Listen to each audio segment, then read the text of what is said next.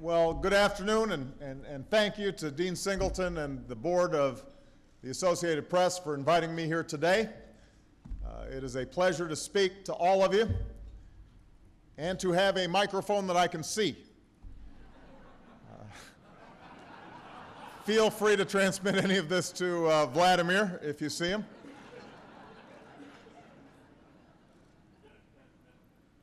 Now, clearly, we're already in the beginning months of another long, lively election year. There will be gaffes and minor controversies. There will be hot mics and etch-a-sketch moments. You will cover every word that we say, and we will complain vociferously about the unflattering words that you write. Unless, of course, you're writing about the other guy, in which case, good job.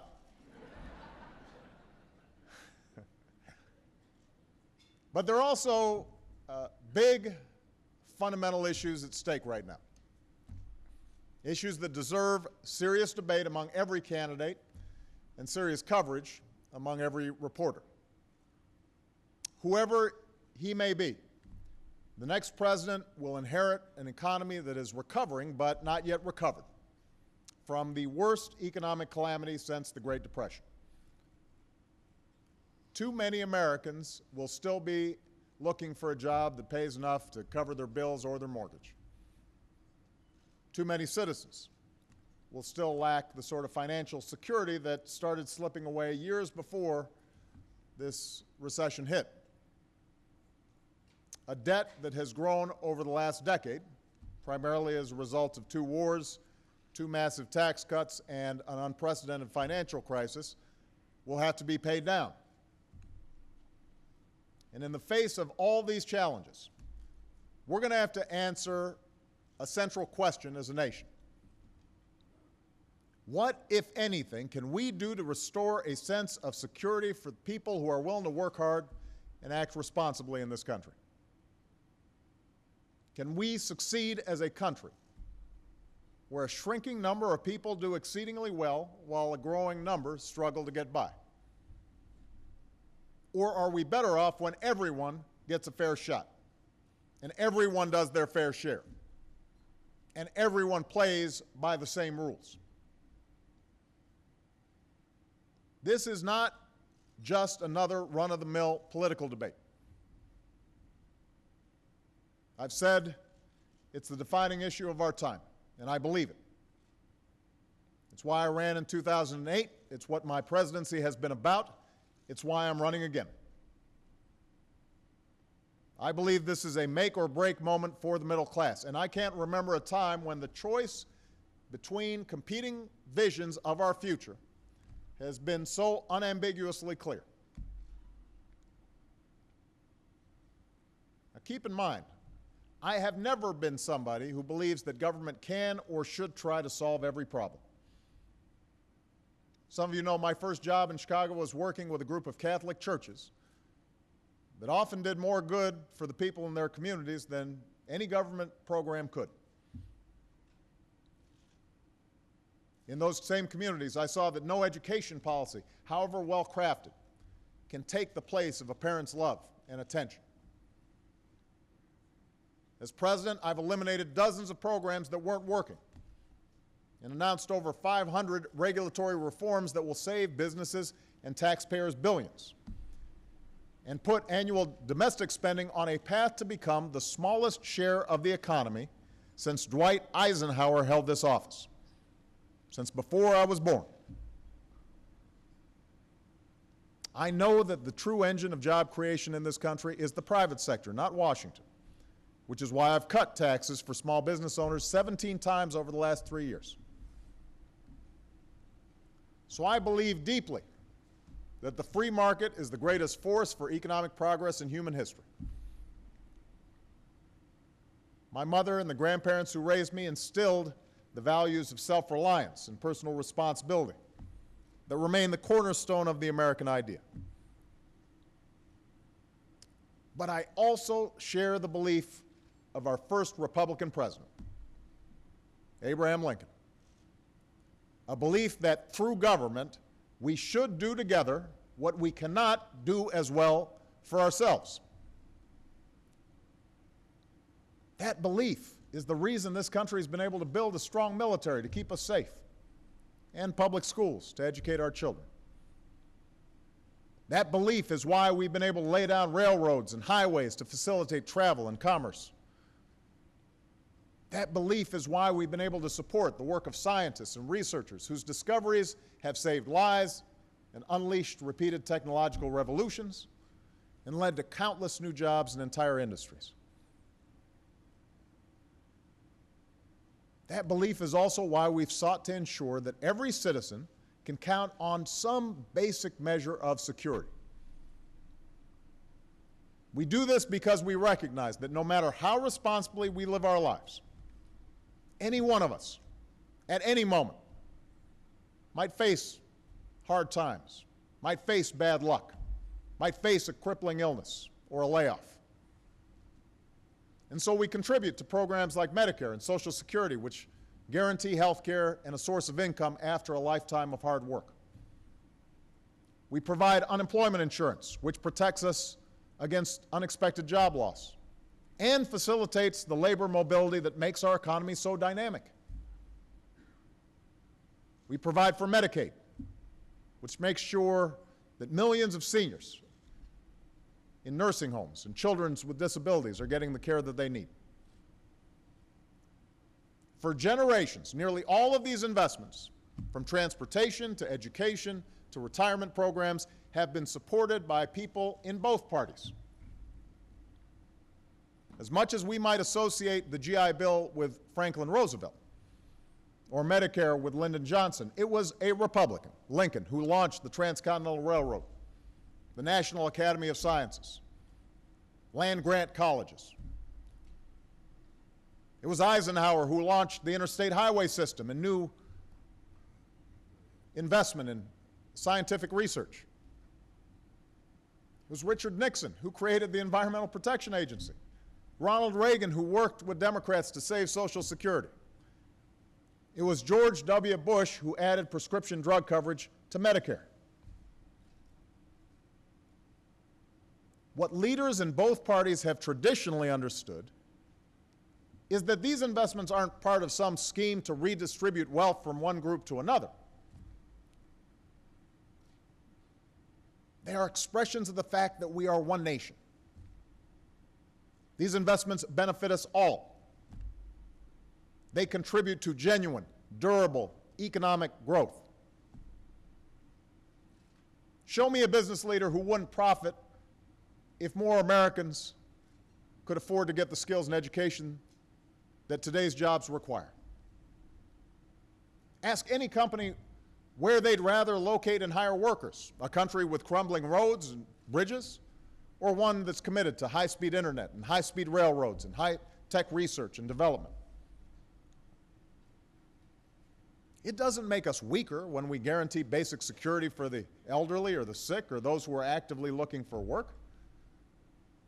What makes us weaker is when fewer and fewer people can afford to buy the goods and services our businesses sell, or when entrepreneurs don't have the financial security to take a chance and start a new business. What drags down our entire economy is when there's an ever-widening chasm between the ultra-rich and everybody else. In this country, broad-based prosperity has never trickled down from the success of a wealthy few. It has always come from the success of a strong and growing middle class. That's how a generation who went to college on the GI Bill, including my grandfather, helped build the most prosperous economy the world has ever known. That's why a CEO like Henry Ford made it his mission to pay his workers enough so they could buy the cars that they made. That's why research has shown that countries with less inequality tend to have stronger and steadier economic growth over the long run.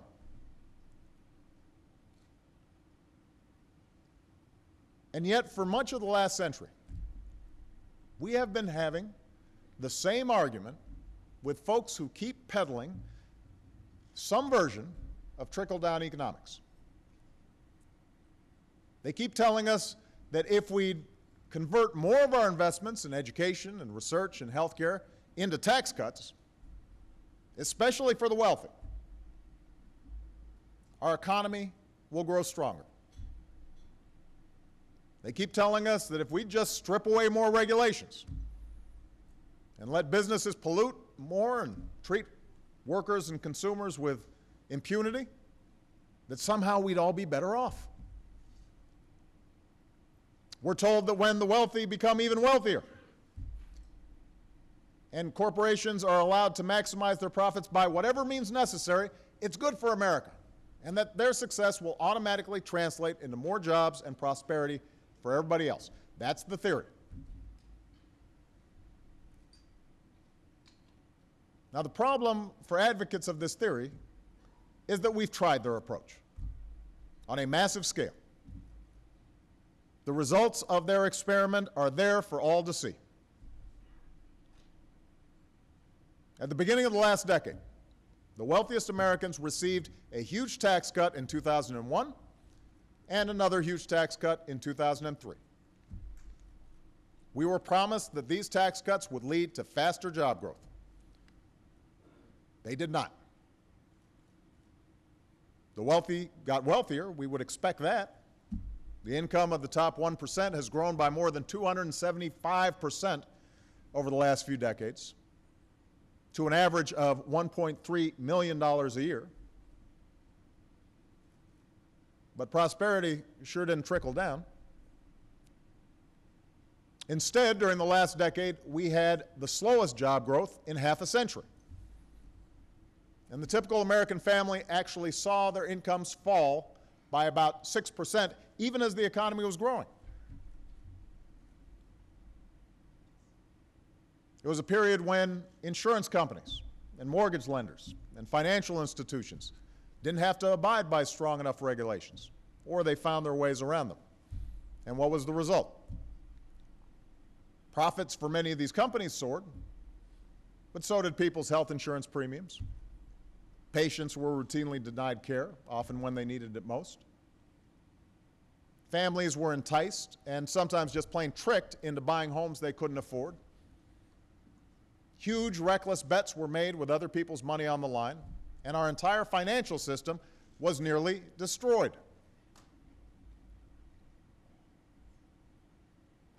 So we've tried this theory out.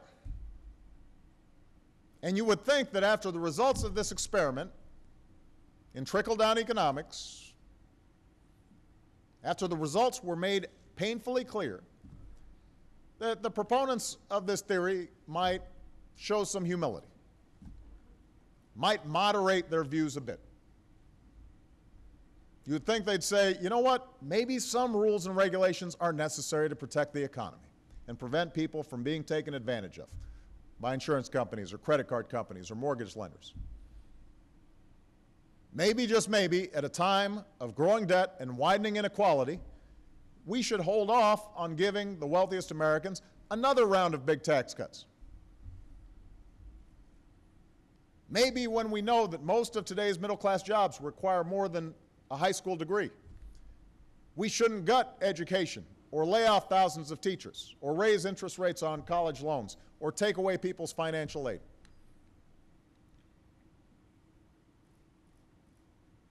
But that's exactly the opposite of what they've done. Instead of moderating their views even slightly, the Republicans running Congress right now have doubled down and proposed a budget so far to the right, it makes the contract with America look like the New Deal.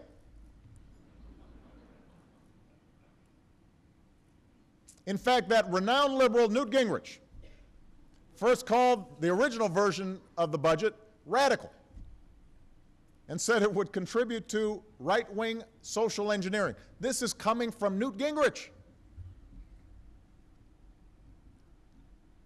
And yet this isn't a budget supported by some small rump group in the Republican Party. This is now the party's governing platform. This is what they're running on. One of my potential opponents, Governor Romney, has said that he hoped a similar version of this plan from last year would be introduced as a bill on day one of his presidency. He said that he's very supportive of this new budget. And he even called it marvelous, which is a word you don't often hear when it comes to describing a budget.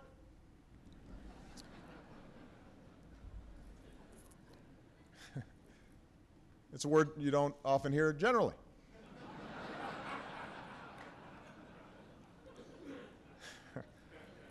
So, here's what this marvelous budget does. Back in the summer, I came to an agreement with Republicans in Congress to cut roughly $1 trillion in annual spending. Some of these cuts were about getting rid of waste.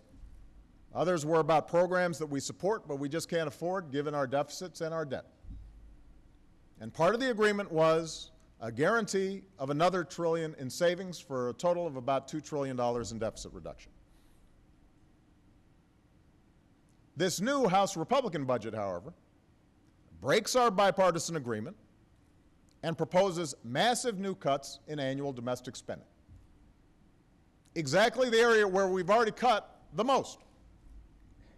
And I want to actually go through what it would mean for our country if these cuts were to be spread out evenly. So bear with me. I want to go through this because I don't think people fully appreciate the nature of this budget. The year after next, nearly 10 million college students would see their financial aid cut by an average of more than $1,000 each. There would be 1,600 fewer medical grants, research grants for things like Alzheimer's and cancer and AIDS. There would be 4,000 fewer scientific research grants, eliminating support for 48,000 researchers, students, and teachers. Investments in clean energy technologies that are helping us reduce our dependence on foreign oil would be cut by nearly a fifth.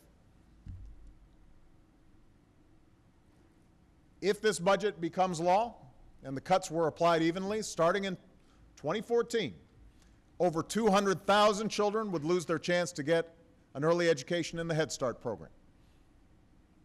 2 million mothers and young children would be cut from a program that gives them access to healthy food. There would be 4,500 fewer federal grants at the Department of Justice and the FBI to combat violent crime, financial crime, and help secure our borders. Hundreds of national parks would be forced to close for part or all of the year. We wouldn't have the capacity to enforce the laws that protect the air we breathe, the water we drink, or the food that we eat.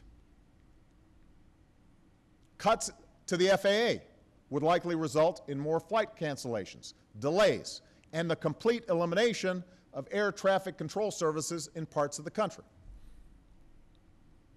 Over time, our weather forecasts would become less accurate because we wouldn't be able to afford to launch new satellites. And that means governors and mayors would have to wait longer to order evacuations in the event of a hurricane. That's just a partial sampling of the consequences of this budget.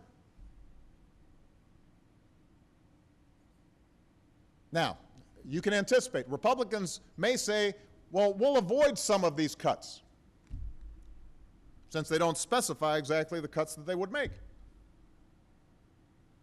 But they can only avoid some of these cuts if they cut even deeper in other areas. This is math. If they want to make smaller cuts to medical research, that means they've got to cut even deeper in funding for things like teaching and law enforcement. The converse is true as well. If they want to protect early childhood education, it'll mean further reducing things like financial aid for young people trying to afford college. Perhaps they will never tell us where the knife will fall. But you can be sure that with cuts this deep, there is no secret plan or formula that will be able to protect the investments we need to help our economy grow. This is not conjecture. I am not exaggerating. These are facts. And these are just the cuts that would happen the year after next. If this budget became law by the middle of the century, funding for the kinds of things I just mentioned would have to be cut by about 95%. Let me repeat that. Those categories I just mentioned, we would have to cut by 95%. As a practical matter, the federal budget would basically amount to whatever's left of entitlements, defense spending, and interest on the national debt, period. Money for these investments that have traditionally been supported on a bipartisan basis would be practically eliminated. And the same is true for other priorities like transportation and homeland security and veterans programs for the men and women who have risked their lives for this country. This is not an exaggeration. Check it out yourself.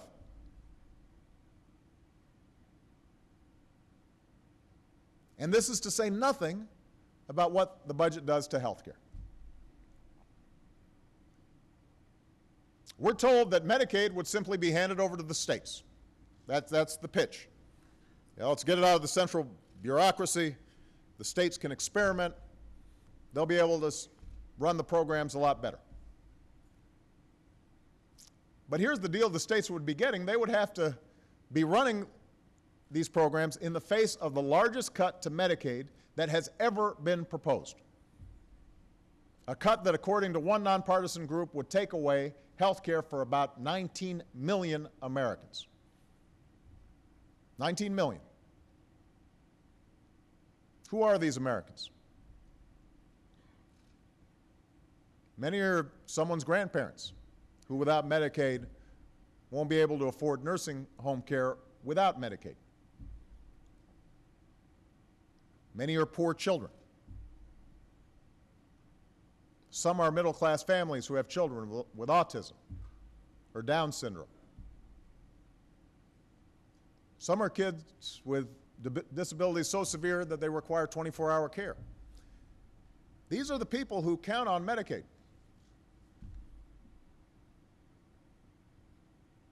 And then there's Medicare. Because health care costs keep rising and the baby boom generation is retiring, Medicare, we all know, is one of the biggest drivers of our long-term deficit. That's a challenge we have to meet by bringing down the costs of health care overall so that seniors and taxpayers can share in the savings. But here's the solution proposed by the Republicans in Washington and embraced by most of their candidates for president.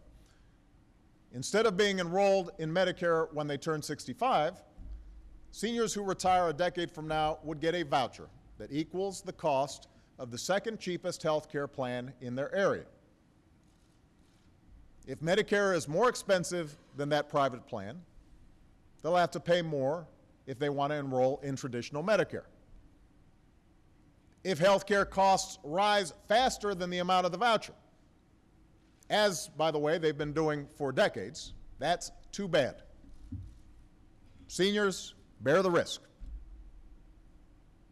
If the voucher isn't enough to buy a private plan with the specific doctors and care that you need, that's too bad. So most experts will tell you the way this voucher plan encourages savings is not through better care at cheaper cost. The way these private insurance companies save money is by designing and marketing plans to attract the youngest and healthiest seniors, cherry picking, leaving the older and sicker seniors in traditional Medicare, where they have access to a wide range of doctors and guaranteed care. But that, of course, makes the traditional Medicare program even more expensive and raise premiums even further. The net result is that our country will end up spending more on health care, and the only reason the government will save any money, it won't be on our books, is because we've shifted it to seniors. They'll bear more of the costs themselves. It's a bad idea, and it will ultimately end Medicare as we know it. Now, the proponents of this budget will tell us we have to make all these draconian cuts because our deficit is so large. This is an existential crisis. We have to think about future generations. so on and so on. And that argument might have a shred of credibility were it not for their proposal to also spend $4.6 trillion over the next decade on lower tax rates. We're told that these tax cuts will supposedly be paid for by closing loopholes and eliminating wasteful deductions. But the Republicans in Congress refuse to list a single tax loophole they are willing to close. Not one. And by the way, there is no way to get even close to $4.6 trillion in savings without dramatically reducing all kinds of tax breaks that go to middle-class families. Tax breaks for health care, tax breaks for retirement, tax breaks for home ownership. Meanwhile, these proposed tax breaks would come on top of more than $1 trillion in tax giveaways for people making more than $250,000 a year. That's an average of at least $150,000 for every millionaire in this country. $150,000. Let's just step back for a second and look at what $150,000 pays for. A year's worth of prescription drug coverage for a senior citizen,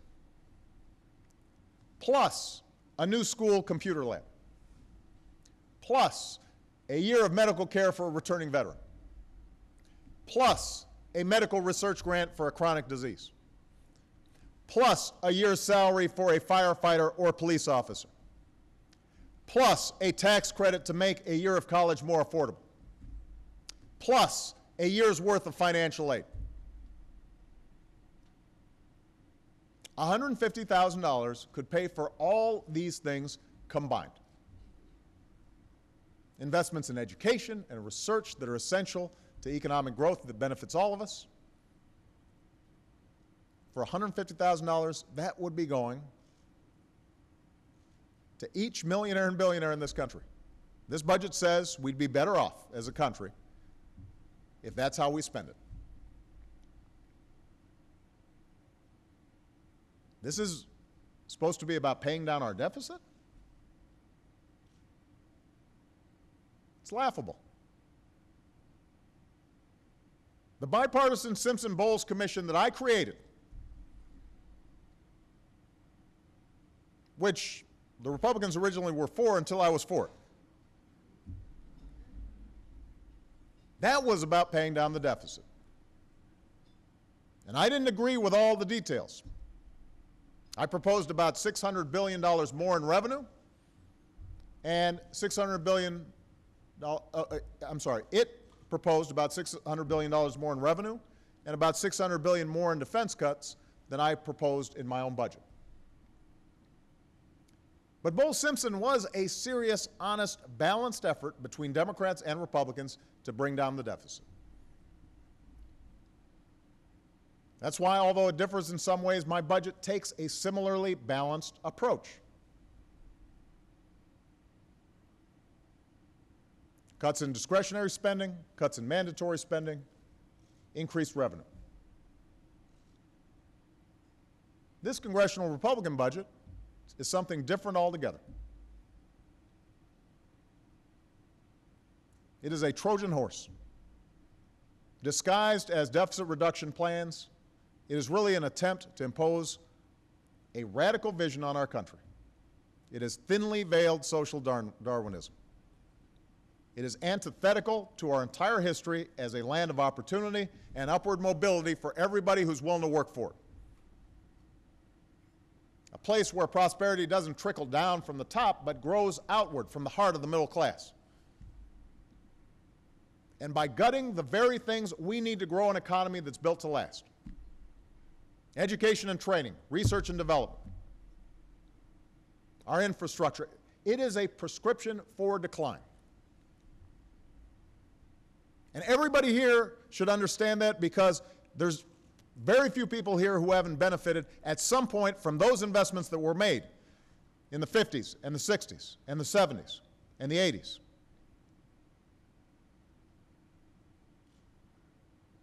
That's part of how we got ahead. And now we're going to be pulling up those ladders up for the next generation.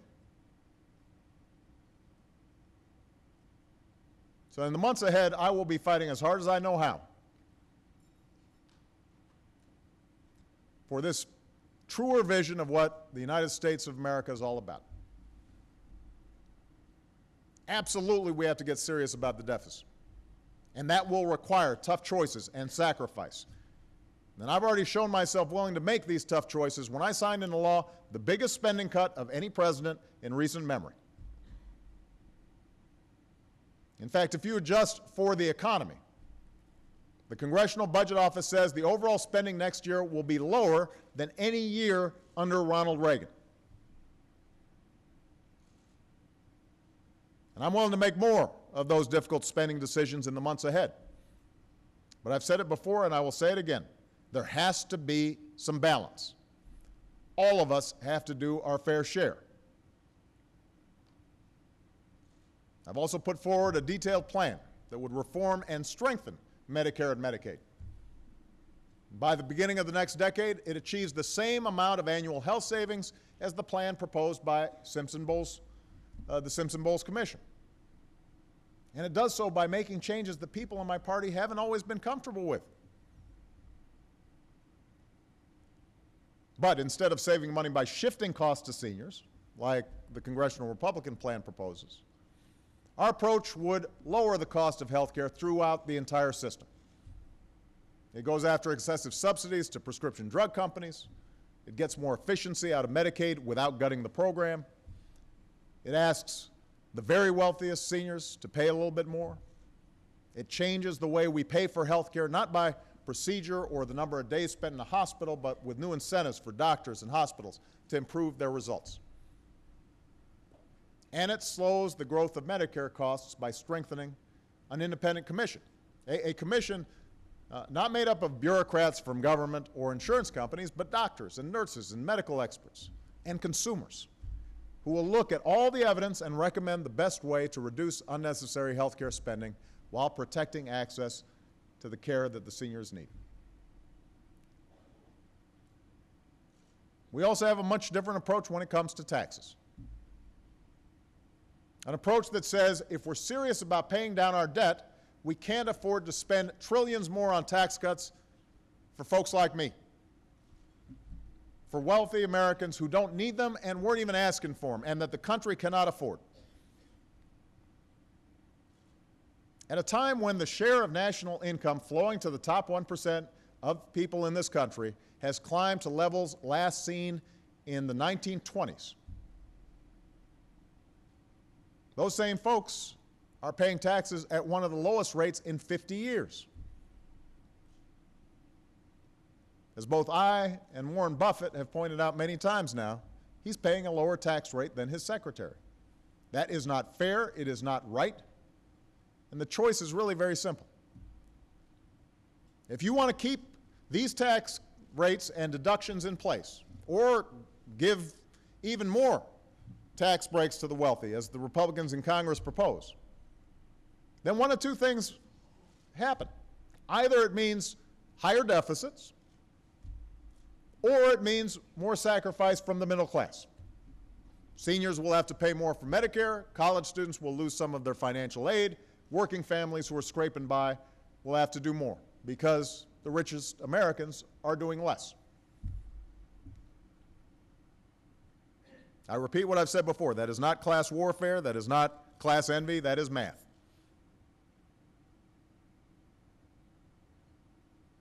If that's the choice that members of Congress want to make, then we're going to make sure every American knows about it.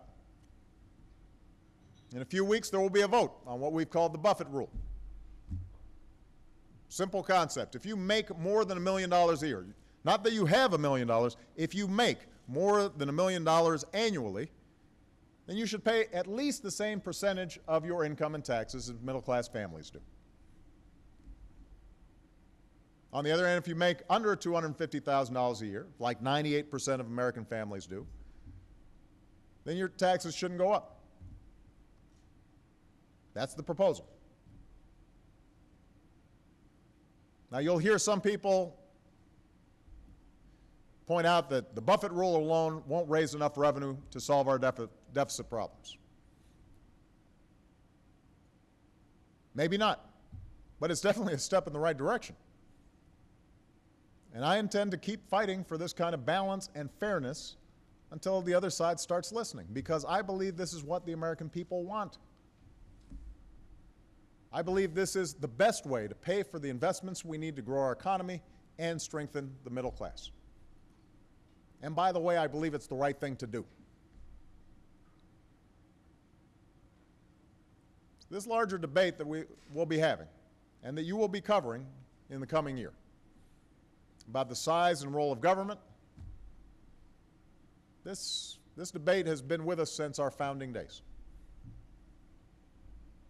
And during moments of great challenge and change, like the ones that we're living through now, the debate gets sharper, it gets more vigorous.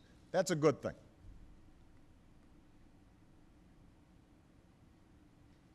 As a country that prizes both our individual freedom and our obligations to one another, this is one of the most important debates that we can have. But no matter what we argue or where we stand, we have always held certain beliefs as Americans. We believe that in order to preserve our own freedoms and pursue our own happiness, we can't just think about ourselves. We have to think about the country that made those liberties possible. We have to think about our fellow citizens with whom we share a community. We have to think about what's required to preserve the American dream for future generations. And this sense of responsibility to each other and our country, this isn't a partisan feeling. This isn't a Democratic or a Republican idea. It's patriotism. And if we keep that in mind and uphold our obligations to one another and to this larger enterprise that is America, then I have no doubt that we will continue our long and prosperous journey as the greatest nation on earth. Thank you. God bless you. God bless the United States of America. Thank you. Thank you.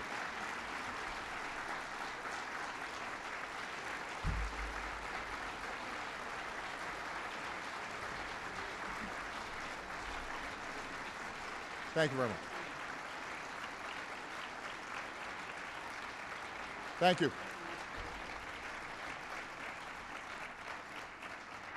Thank you, Mr. President. We appreciate so much you being with us today. I have some questions from the audience, which I will ask, and I'll be more careful than I was last time we did this. Republicans have been sharply critical of your budget ideas as well. What can you say to the Americans who just want both sides to stop fighting and get some work done on their behalf? Well, I completely understand the American people's frustrations. Because the truth is that these are eminently solvable problems. I know that Christine Lagarde is here and, from the IMF, and she's looking at the books of a lot of other countries around the world. The kinds of challenges they face fiscally are so much more severe than anything that we confront if we make some sensible decisions. So the American people's impulses are absolutely right. These are solvable problems if people of good faith came together and were willing to compromise. The challenge we have right now is that we have on one side a party that will brook no compromise. And this is not just my assertion. We had presidential candidates who stood on a stage and were asked, would you accept a budget package, a deficit reduction plan that involved $10 of cuts for every dollar in revenue increases. 10-to-1 ratio of spending cuts to revenue. Not one of them raised their hand. Think about that. Ronald Reagan, who, as I recall, is not accused of being a tax and spend socialist,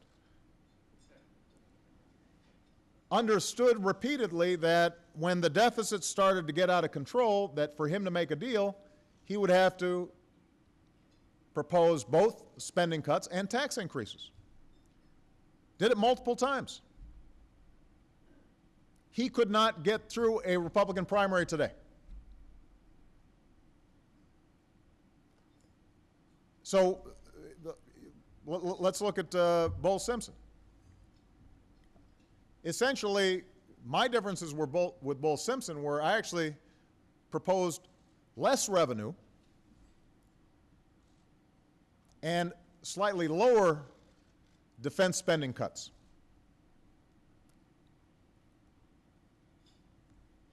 The Republicans want to increase defense spending and take in no revenue, which makes it impossible to balance the deficit under the terms that Bull Simpson laid out. Unless you essentially eliminate discretionary spending. You don't just cut discretionary spending. Everything we think of as being pretty important, from education to basic science and research to transportation spending to national parks to environmental protection, we'd essentially have to eliminate.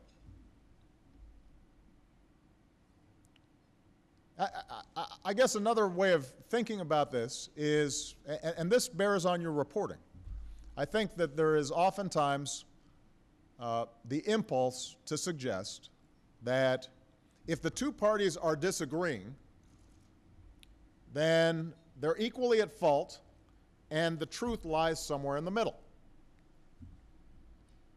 And an equivalence is presented, which reinforces, I think, people's cynicism about Washington generally. This is not one of those situations where there's an equivalence. I've got some of the most liberal Democrats in Congress who were prepared to make significant changes to entitlements that go against their political interests, and who said they were willing to do it. And we couldn't get a Republican to stand up and say, we'll raise some revenue, or even to suggest that we won't give more tax cuts to people who don't need them.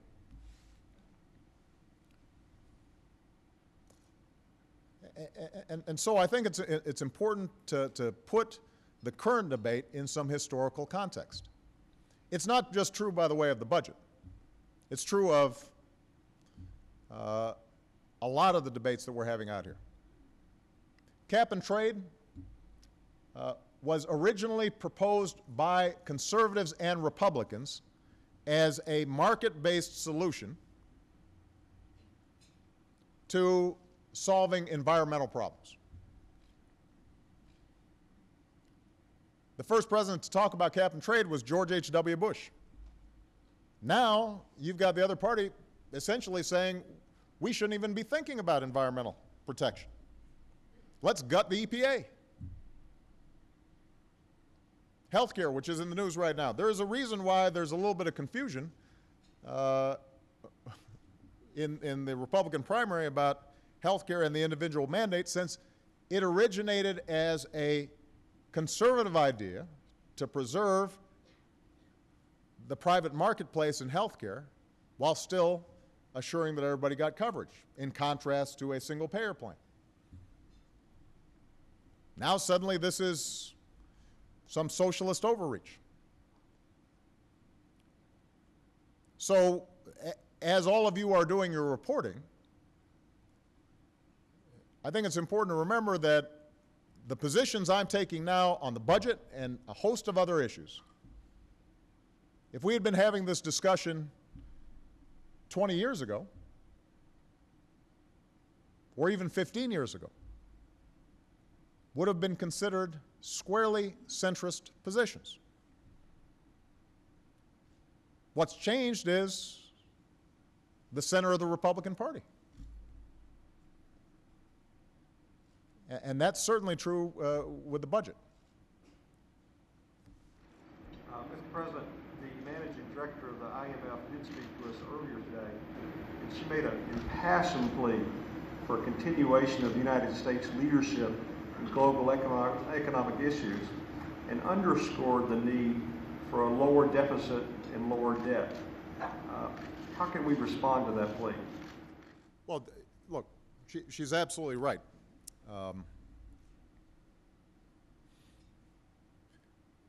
It's interesting when I travel around the world at these international fora, and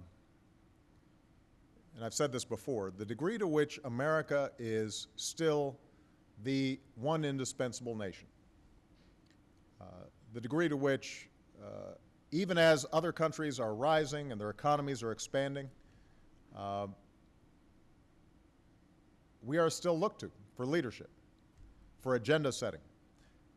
Not just because of our size, not just because of our military power, but because there is a sense that, unlike most superpowers in the past, we try to set out a set of universal rules, a set of principles by which everybody can benefit. And that's true on the economic front as well. We continue to be the world's largest market, an important engine for economic growth. We can't return to a time when, by simply borrowing and consuming, we end up driving global economic growth. I said this a few months after I was elected at the first G20 summit. I said the days when Americans using their credit cards and home equity loans finance the rest of the world's growth by taking in imports from every place else, those days are over. On the other hand, we continue to be a extraordinarily important market and foundation for global economic growth. We do have to take care of our deficits. I think Christine has spoken before, and I think most economists would argue as well, that the challenge when it comes to our deficits is not short-term discretionary spending, which is manageable. As I said before, and I want to repeat, as a percentage of our GDP, our discretionary spending, all the things that the Republicans are proposing cutting, is actually lower than it's been since Dwight Eisenhower. There has not been some massive expansion of social programs, programs that help the poor, environmental programs, education programs. That's not our problem. Our problem is that our revenue has dropped down to between 15 and 16%, far lower than it has been historically, certainly far lower than it was under Ronald Reagan. At the same time as our healthcare costs have surged, and our demographics mean that there's more and more pressure being placed on financing our Medicare, Medicaid, and Social Security programs. So at a time when the recovery is still gaining steam and unemployment is still very high, the solution should be pretty apparent.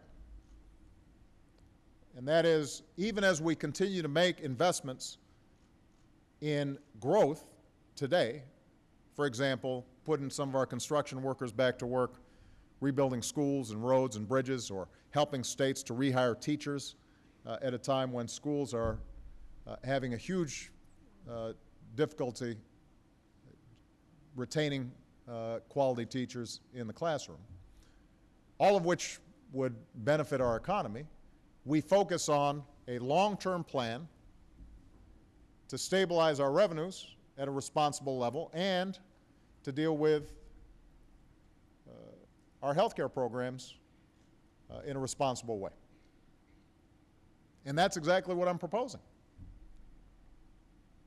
I mean, what we've proposed is, let's go back for folks who are making more than $250,000 a year to levels that were in place during the Clinton era, when wealthy people were doing just fine and the economy was growing a lot stronger than it did after they were cut. And let's take on Medicare and Medicaid in a serious way, which is not just a matter of taking those costs off the books, off the federal books, and pushing them on to individual seniors, but let's actually reduce health care costs, because we spend more on health care with not as good outcomes as any other advanced developed nation on earth. And that would seem to be a sensible proposal. The problem right now is not the technical means to solve it. The problem is our politics. And that's part of what this election and what this debate will need to be about, is are we as a country willing to get back to common sense, balanced, fair solutions that encourage our long-term economic growth and stabilize our budget, and it can be done. One last point I want to make, Dean, that I think is important, because it goes to the growth issue. If state and local government hiring were basically on par to what our current recovery, on par to past recoveries, the unemployment rate would probably be about a point lower than it is right now. If the construction industry were going through what we normally go through, that would be another point lower. The challenge we have right now, part of the challenge we have in terms of growth, has to do with the very specific issues of huge cuts in state and local government, and the housing market still recovering from this massive bubble. And that are huge, those two things are huge headwinds in terms of growth. I say this because if we, for example, put some of those construction workers back to work, or we put some of those teachers back in the classroom, that could actually help create the kind of virtuous cycle that would bring in more revenues just because of economic growth, would benefit the private sector in significant ways, and that could help contribute to deficit reduction in the short term, even as we still have to do these important changes to our health care programs over the long term. Mr. President, you said yesterday that it would be unprecedented for a Supreme Court to overturn laws passed by an elected Congress. Yet that is exactly what the court's done during its entire existence. If the court were to overturn individual mandate, what would you do or propose to do for the 30 million people who wouldn't have health care after that ruling? Well, first of all, let me be very specific. We have not seen a court overturn a law that was passed by Congress on an economic issue like health care that I think most people would clearly consider commerce. A law like that has not been overturned at least since Lochner, right? So we're going back to the 30s, pre-New Deal.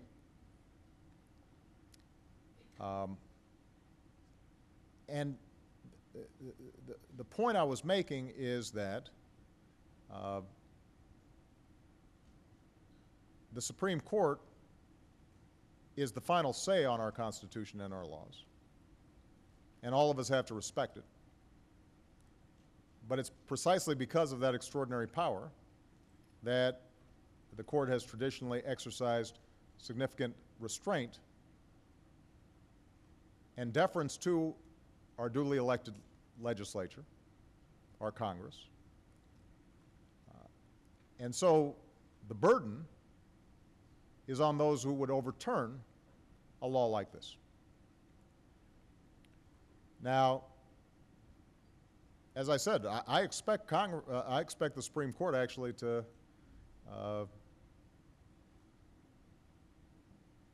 to recognize that and to abide by well-established precedents out there.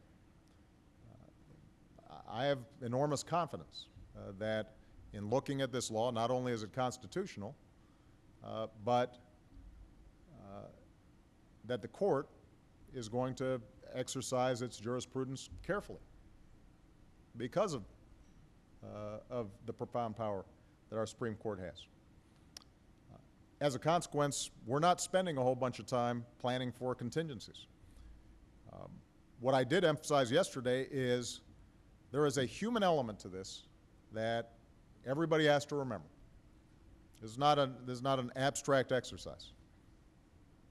I get letters every day from people who are affected by the health care law right now, even though it's not fully implemented. Young people who are 24, 25 who say, you know what, I just got diagnosed with a tumor. First of all, I would have not gone to get a checkup if I hadn't had health insurance. Second of all, I wouldn't have been able to afford to get it treated had I not been on my parents' plan. Thank you, and thank Congress for getting this done. I get letters from folks who have just lost their job, their COBRA is running out, they're in the middle of treatment for colon cancer or breast cancer, and they're worried when their COBRA runs out, if they're still sick, what are they going to be able to do? Because they're not going to be able to get health insurance. And the point I think that was made very ably before the Supreme Court, but I think most healthcare economists who have looked at this have acknowledged, is there are basically two ways to cover people with pre-existing conditions or assure that people can always get coverage even when they have bad illnesses. One way is a single-payer plan. Everybody is under a single system, like Medicare. The other way is to set up a system in which you don't have people who are healthy but don't bother to get health insurance, and then we all have to pay for them in the emergency room. That doesn't work, and so as a consequence, we got to make sure that those folks are taking their responsibility seriously, which is what the individual mandate does. So I don't anticipate the court striking this down. I think they take their responsibilities very seriously. But I think what's more important is for all of us, Democrats and Republicans, to recognize that in a country like ours, the wealthiest, most powerful country on earth, we shouldn't have a system in which millions of people are at risk of bankruptcy because they get sick, or end up waiting until they do get sick and then go to the emergency room, which involves all of us paying for it. Mr. President, you've been very, very generous with your time, and we appreciate very much you being here. Thank you so much, everybody. Thank you.